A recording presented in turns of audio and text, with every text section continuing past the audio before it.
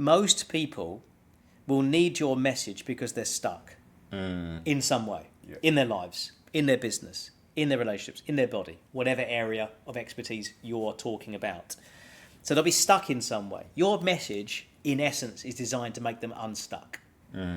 Unstuck, that they go, okay, I'm outside my normal routine now, because every speaker, whomever they are, keynote or sales speaker, needs to change how the audience feels and get them into a state where they feel connected in the state of flow. Because when they become possibility focused, and they start to believe again that they can do something about their situation. Now, in a keynote presentation, you're sharing stories, a few ideas. The bit that's missing at the end of the keynote is the help to implement the information.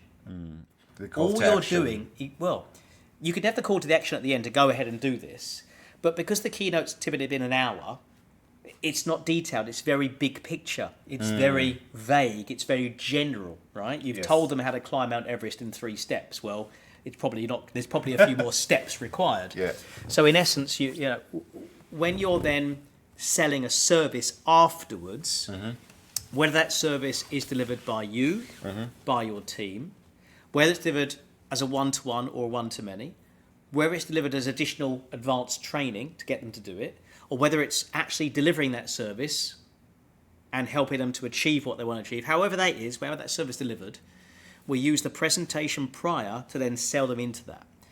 The problem with the keynote is that it gets people all amped up and they know what to do, but they get stuck at the level of implementation because now there's no hand-holding.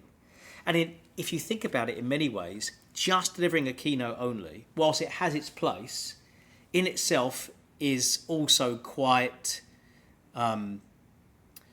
it's quite disempowering because you get people all amped up and then they don't know what to do next. And so they then go back to their problem and stick with it. Yeah. Because all problems exist because of inaction, the wrong action, or reaction. Your job as the presenter, your job as the influencer is to get them to take the right action. The right action always solves the problem. A problem exists and stays because of inaction, reaction, or the wrong action. Your goal is to get them to take the right actions. But often those right actions, you can tell them what to do, but they still get confused at the coalface. They get confused at the moment. Like, you can teach people how to do a podcast, for example, right? Yes. You can explain it all to them in an hour. Yeah. But then in the moment they can go, what did he say again? And which button do I press? And how do I find the guests?